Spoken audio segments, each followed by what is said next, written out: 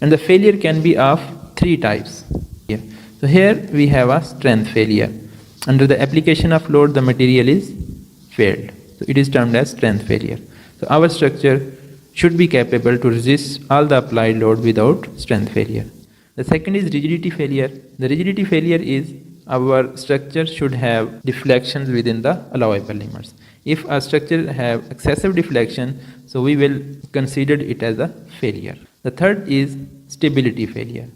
Under the application of load, structure should not collapse, it should not overturn. For example, in this figure we can see we have a truss, but when we apply the load, it will collapse, it will turn it like that. So it is an unstable structure. To make it stable, we need to add this member. Similarly, here if we have all the connections, pin connections for this frame, and under the application of horizontal load, this structure will collapse.